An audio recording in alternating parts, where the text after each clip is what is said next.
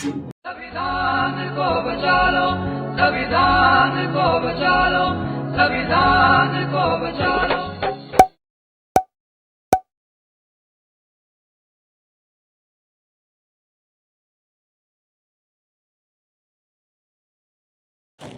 वाहिगुरु जी का खालसा, वाहिगुरु जी की फतेह। सत श्री अकाल, नमो बुद्धाय। जीवनवार साथियों, अस्सलाम वालेकुम। साथियों, आज हम छठा पार्ट लेकर हाजिर हुए हैं।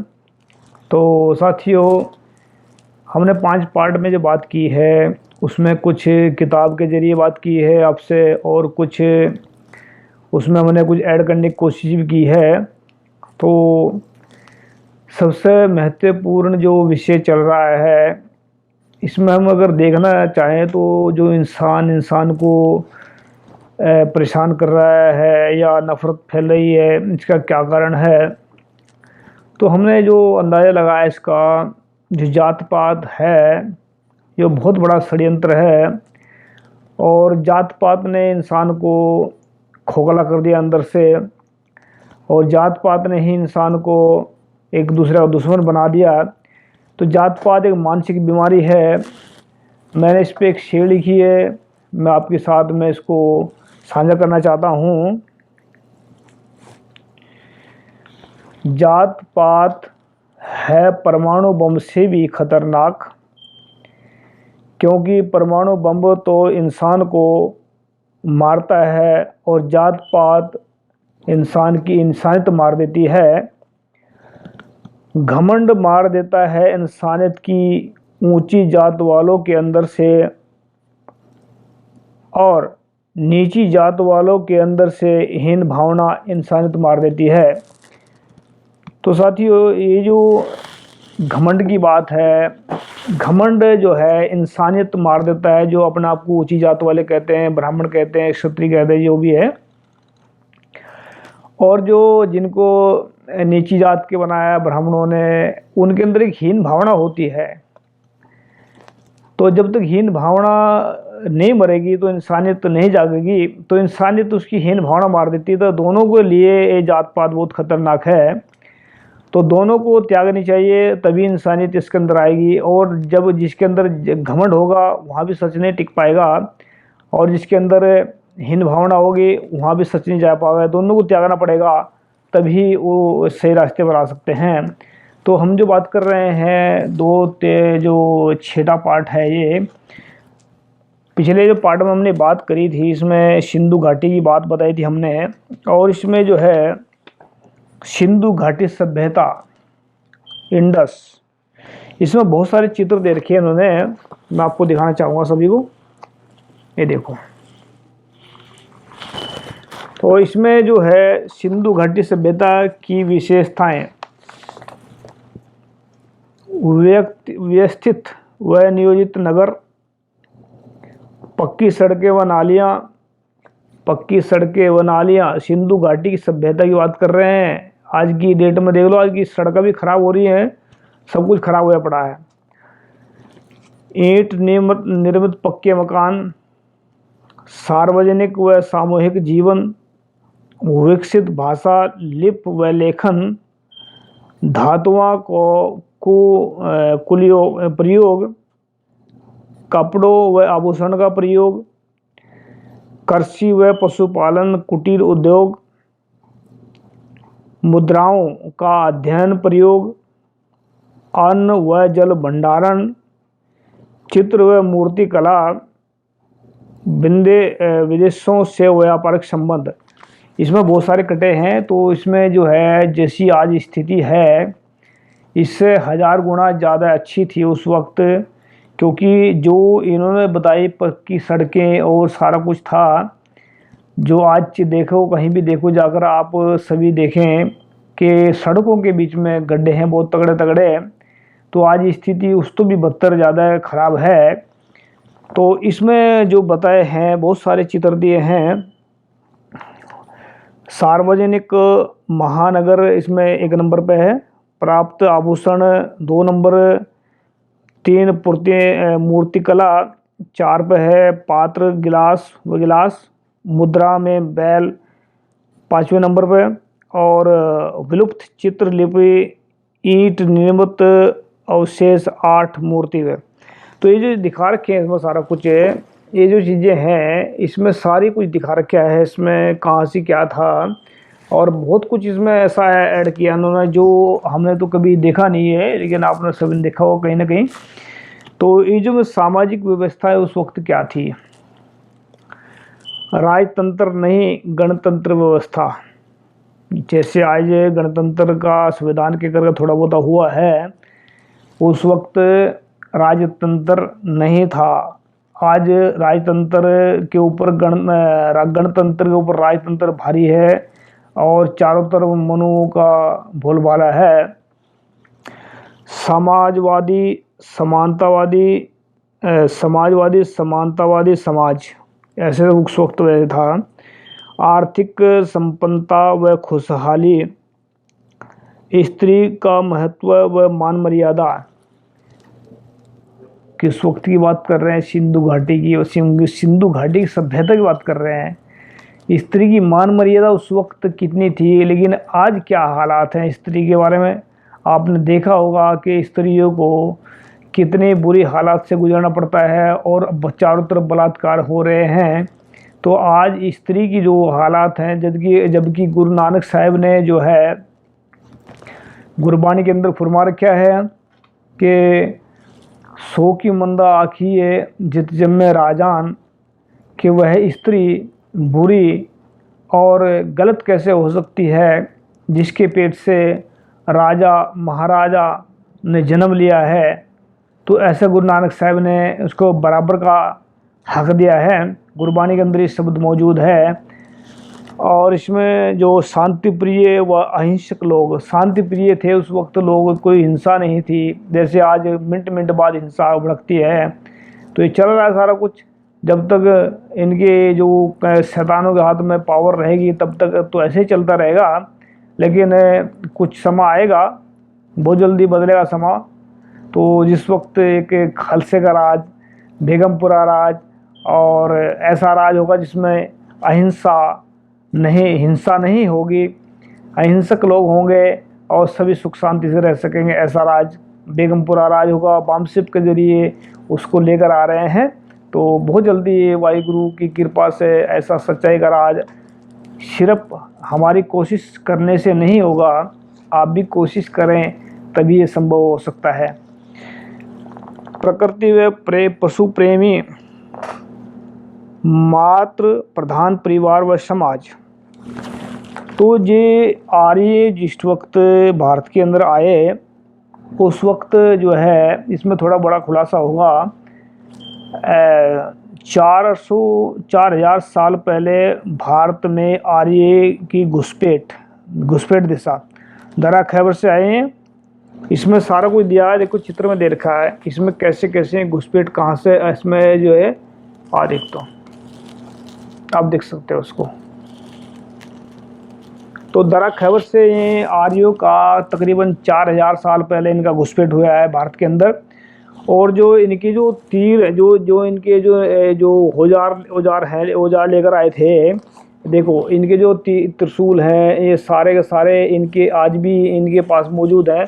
और जो हिटलर है, हिटलर का जो साइन है, ये जो साइन है देख रहे हो आप, ये हिंदुओं का साइन है, ये हिटलर का साइन है। तो हिटलर की रणनीति इन्होंने अपना रखी है, तो ऐसा ही देखना है इसको। तो इसमें जो है इन्होंने हिटलर को अपना गुरु माना है, जो आज करके आरएसएस के जो बने हुए अपना आपको देश प्रेमी कहते हैं, जबकि देशद्रोही हैं सबसे बड़े। क्योंकि देश प्रेमी वो होता है जो देश के लोगों से प्यार करे, और देश के लोगों से देश बनता है, ना कि देश को प्रेम करी जाओ और देश के लोगों को मारे जाओ। ये देश प्रेम नहीं होता, ये देशद्रोही होता है। और देश के प्रेम करने वाले जो होते हैं वो देश के लोगों को प्यार करते हैं पहले। तो इसमें जो है आर्य, भारत पर आर्यों का आक्रमण 2000 से 1700 ईसा पूर्व आर्य मध्य एशिया के घुमंतू लुटेरे घुड़सवार कबीले, ये मध्य एशिया से आए हैं और वहाँ पर घुड़सवार जैसे कि लुटेरे थे, तो ये सारा घुड़सवार ये सामान सारा इनके पास था। तो ये वहाँ से ये व्यवस्था मूल व्यवस्था क्या थी इनकी, जो मूल स्थान कहाँ है इनका, यूरोप एशिया का संगम, काकेशिया यूरेशिया क्षेत्र। तो मुख्य पेशा क्या रहा इनका, मुख्य पेशा अश्व पालन, चोरी, ठगी, उठाईगिरी व लूटपाट। आज भी ऐसा ही कर रहे हैं, चाहे मंदिर में बैठ कर रहे हैं, चाहे ज्योतिषी बनकर कर रहे हैं, चाहे जो मर्जी कर रहे हैं, लेकिन ये काम छोड़ा नहीं इन्होंने, क्योंकि खून में कमी इनकी नहीं है, उनके खून में अंदर कमी है, जो उनसे जात पात से बाहर निकल गए हैं, जैसे अग्निवेश जी हैं या और भी सत्यनारायण स्वामी विश्वानंद जी हैं, ये इसकी इनकी कैटेगरी से आगे निकल गए हैं, वो संत के रूप में चले गए हैं, वो देश से प्यार करते हैं, प्रेम करते हैं, अच्छा काम कर रहे हैं। लेकिन इन्होंने ये काम जो आर्य जो थे, इनका जो पेशा था, इन्होंने ऐसे काम यहाँ पर किया है। इसमें जो चित्र देखे उन्होंने, सबसे नंबर 1 पर देखा भारत की आर्य व्यवस्था में घुसपैठ का मानचित्र, 2 आर्यों की प्राचीन हथियार, 3 मूल निवासियों की हत्या करता आर्य, 4 नंबर पर देखिए आर्यों के ध्वज व पताका, हिटलर का ध्वज, घोड़े का सैन्य प्रयोग, 6 बर्छीधारी आर्य घुड़सवार, 8 दरा खैबर पार करती आर्य अश्व, 9 मूल निवासियों का समूह संगार। इसमें जो देख रहा है इन्होंने जब इस वक्त भारत के अंदर आए हैं, ये देखो यहाँ पर मूल निवासियों का इन्होंने कत्लेआम किया आते ही, और ये जो सिस्टम देख रहे हो आप लोग, ये सारा का सारा हिटलर का जो साइन है, ये आरएसएस का, ये आरएसएस का है, ये हिटलर का है। तो जो हिटलर का कौन सा, ये हाँ ये हिटलर का, ये आरएसएस का है, ठीक है। तो इन्होंने सारा कुछ हिटलर वाला अपना रखा है इसमें, देखो ऐसे। तो ये बहुत खतरनाक चीज़ है। आरएसएस जो है भारत को बर्बाद करना चाहती है, और वैसे ही जैसे इन्होंने पहले किया था, वैसे ही ये दोबारा फिर इसको भारत को गुलाम बनाना चाहते हैं। तो हम चाहते हैं कि आप जागें, मूल निवासी जागेगा तो दुश्मन भागेगा। ऐसी बात नहीं है कि दुश्मन भागेगा नहीं। तो जो आर्य विदेशी शख्स, जो आर्य विदेशी हैं, इनका जो प्रमाण है इसमें, ये देखें, इसमें नेहरू का फोटो भी है, और ये जो है आर्यो जो गोलवलकर है, बाल गंगाधर तिलक, सॉरी, आर्य विदेशी हैं साक्ष्य, विश्व में आर्य कबीलों का उद्गम व विस्तार, यूरेशिया। आर्यों के विदेशी होने के साक्ष्य, भारत में आर्य कबीलों पर आगमन व विस्तार। नंबर 1 ऐतिहासिक शाक्य, नंबर 2 पौराणिक शाक्य, नंबर 3 सांस्कृतिक शाक्य। मैं माफ़ी चाहता हूँ, मैं थोड़ा सा इतना पढ़ा लिखा तो नहीं हूँ, ले थोड़ी हिंदी में गड़बड़ आ रही है, लेकिन मैं कोशिश कर रहा हूँ। तो आप समझदार हो, और जो गलती होगी इसमें मुझे क्षमा भी करेंगे। तो मैं कोशिश कर रहा हूँ इसको सही पढ़ने की। सांस्कृतिक शाक्य, भाषीय शाक्य, DNA शाक्य। इसमें जो सारा दे रखा है, तो Pandit Jawaharlal Nehru discovery of India, प्रकाशन 1946, Bal Gangadhar Tilak Arctic home in Veda, प्रकाशन 1903। इनमें इन्होंने लिखा है सारा कुछ कि ये क्या है, आर्य मध्य एशिया से आए, ये इन्होंने लिखा पंडित जवाहरलाल नेहरू ने। पंडित भी हैं, जवाहर भी लाल भी हैं, नेहरू भी हैं। तो नाम के ही ऐसे जो कलाकार हुए हैं, लेकिन काम इनके बहुत ही खतरनाक और बहुत ही ऐसे हुए जो आज सामने आ रहे हैं, कैसे कैसे काम किए उन लोगों ने। और जो बाल गंगा तिलक ने लिखा है, आर्यों का उद्गम उत्तरी ध्रुव है। आर्य विदेशी का तथ्य मानने वाले विद्वान व इतिहासकार जो आर्य उद्देश्य को जो आर्य विदेशी हैं ऐसा मानते हैं, उन्होंने जो है इसमें लिखा है किन किन ने ऐसा माना है। भारतीय दयानंद सरस्वती, वीडी सावरकर, तेन धनंजय कीर, राहुल सांस्कृयान, आचार्य चतुर्सेन, गीतालाल सहाय, डॉक्टर गेवार, नवल उपयोगी। ये जो भारत के लोग थे, इन्होंने जो भारत में पैदा हुए आकर इन्होंने माना है कि ये विदेशी हैं। और विदेशी जो लोग हैं उन्होंने भी माना कि ये जो भारत में रहने वाले जो लोग हैं ये विदेशी हैं।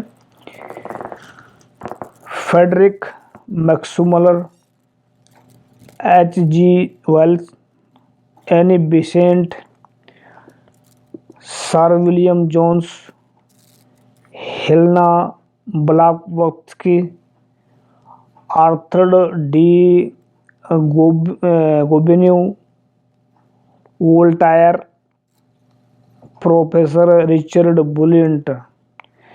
इंडो यूरेशिया आर्य अध्ययन, आर्यों की नस्ल, भाषा, संस्कृत, धर्म व संस्कृत, विदेशी जड़ें खोजने का विशेष ज्ञान क्षेत्र। आर्य मूल निवासी हैं, मनुवादी झूठ बोलते हैं ऐसा कि आर्य मूल निवासी हैं, ऐसा मनुवादी झूठ बोलते हैं। आज मूल निवासी संकल्पना से आर्य बौखला उठे हैं, उनमें सामाजिक व राजनीतिक दूरदर्शिता है। अतः अब वे सरकारी, निजी व संगठनात्मक स्तर पर षड्यंत्र रच रहे हैं कि प्रमाणित कर दें कि आर्य मूल निवासी हैं। ऐसा ये इन्होंने चाल चलते रहता है। कई बार बोलते हैं कि जैसे कि मोहन भागवत ने बोला था पिछली बार कि जो यहाँ के भारत में मूल निवासी रहने वाले भारतीय हैं या कोई बाहर का नहीं है, ऐसा बोला था। ये बोलते हैं लेकिन बोलते कुछ और हैं, करते कुछ और हैं, ऐसा इनका चलता है। सरकारी प्रयास, स्कूल व कॉलेजों में पढ़ाया जाता था कि आर्य विदेश से आए। भाजपा शासन में जब मुरली मनोहर जोशी मानव संसाधन मंत्री बना 1998 से 2004 तक, तो राष्ट्रीय स्वयंसेवक संघ के निर्देश पर उसने पाठ्यक्रम ही बदल दिया और अब पाठ्यक्रम में आर्यों को मूल निवासी पढ़ाया जा रहा है, जबकि 1998 से पहले पढ़ाया जाता था कि आर्य विदेशी हैं। अब पढ़ाया जा रहा है कि आर्य मूल निवासी हैं। तो इनके झूठ तो इनके ग्रंथों से पकड़ा जा सकता है और बहुत कुछ है जो इनके ही द्वारा फैलाया गया लिटरेचर पहले पढ़ा है कहीं ना कहीं, तो उसको पढ़ के इनको आप खुलासा कर सकते हैं। तो इसमें जो है निजी संगठनात्मक प्रयास, मनुवादियों ने राम स्वरूप, गीता राम गोयल, अरुण शौरी आदि को लेकर 1983 में वॉइस ऑफ इंडिया नामक प्रकाशन गृह बनाया। इस प्रकाशन गृह से वे लगातार आर्यों विदेशी हैं के तथ्य का खंडन कर रहे हैं। इस प्रयास में राष्ट्रीय स्वयंसेवक संघ परिसरों पर है।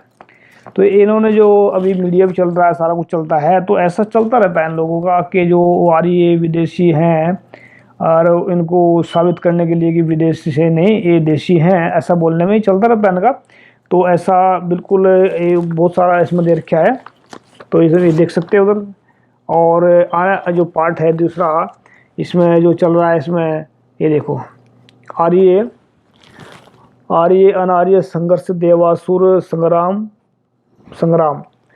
तो जो इसमें दे रखा है इन्होंने, जब आर्य भारत आए वह मूल निवासियों की धन संपत्ति संसाधनों पर कब्जा करने लगे, तो मूल निवासियों ने उनका प्रतिरोध किया। युद्धों व संघर्षों के एक लंबी श्रृंखला चली, जो इतिहास में देवासुर संग्राम अथवा आर्य अनार्य संघर्ष के नाम से प्रसिद्ध है। यह संघर्ष आज भी निरंतर जारी है। प्रमाणिक साक्ष्य, इंद्र कोई व्यक्ति देवता नहीं है।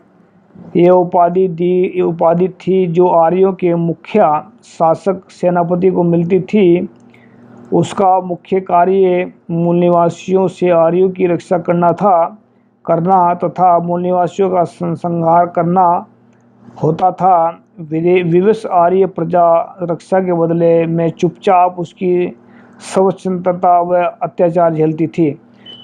जो इंद्र देवता की बात करते हैं या इंद्र कोई ऐसा है, वो ऐसा कोई देवता नहीं है, इन्होंने इसमें साबित किया है। जबकि गुरबाणी में भी लिखा है कि इंद्र देखो ये तो सिर्फ इनके एक नाम रखे गए हैं, ऐसे ही हैं। तो इसमें जो सेनापति होता था उसका नाम इंद्र रखते थे, ऐसा उन्होंने बताया है।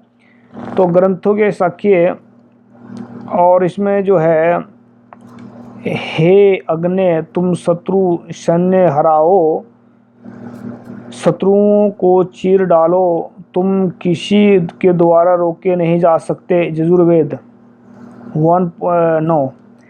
ये ग्रंथों के साक्ष्य जिनमें ग्रंथों के अंदर चीज़ें लिखी है।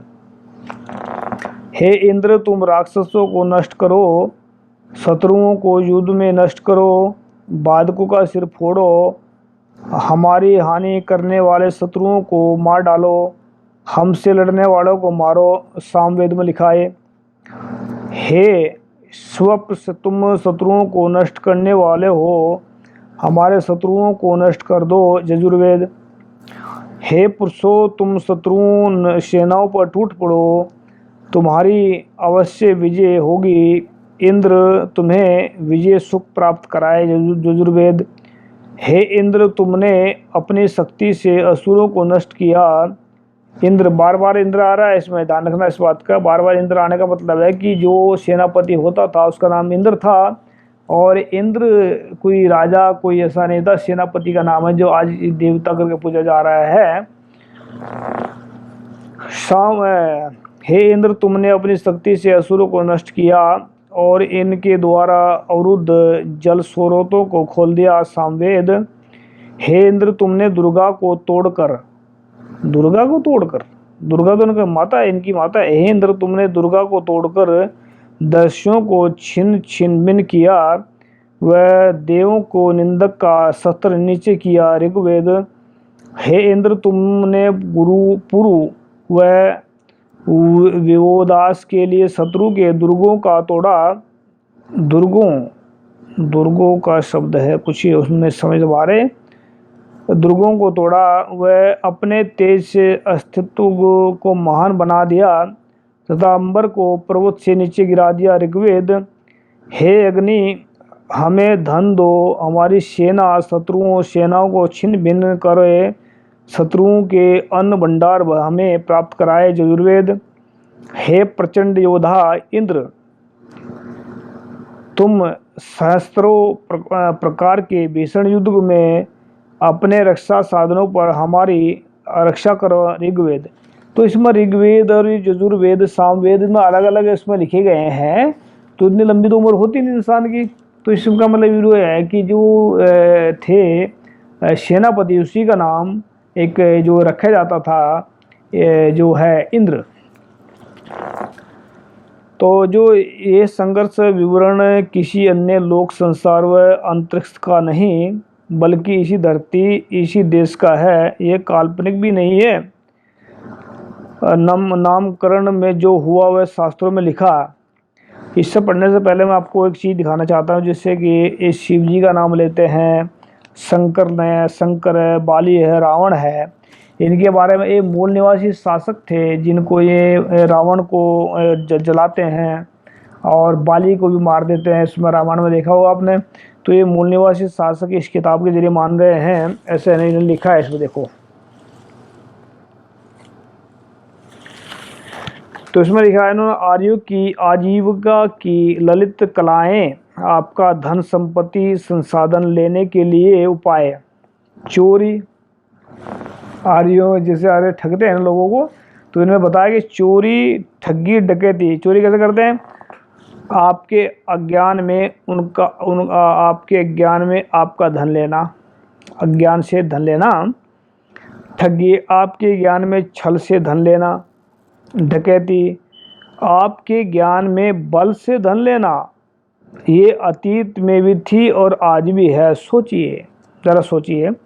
और इन्होंने जो नाम रखे हैं शूद्रों के, जो भी इनको अच्छा लगता था ऐसा, मूल निवासियों के जो नाम रखे हैं इन्होंने, अनार्य, शूद्र, दानव, असुर, राक्षस, दास, दस्यु, पिशाच, अमानुष, मलेच्छ आदि अपमानजनक शब्द हमारे लिए हैं।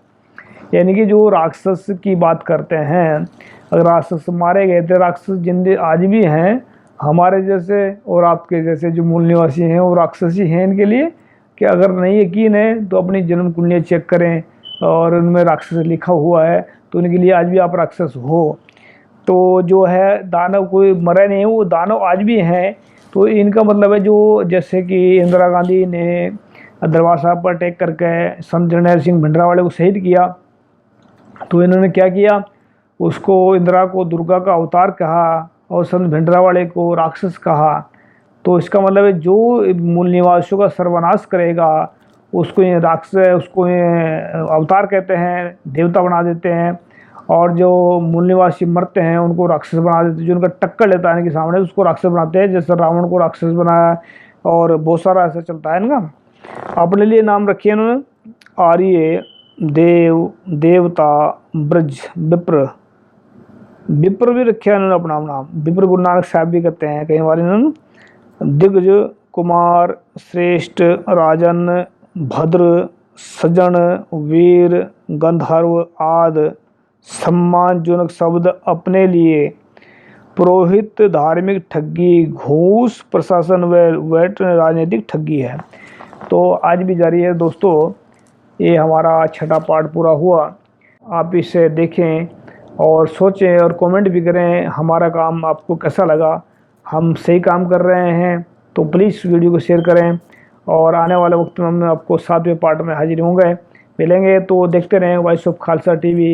ये आपका अपना टीवी है, इसको लाइक करें और इसको वीडियो शेयर करें और ताकि और लोगों तक जानकारी जा सके।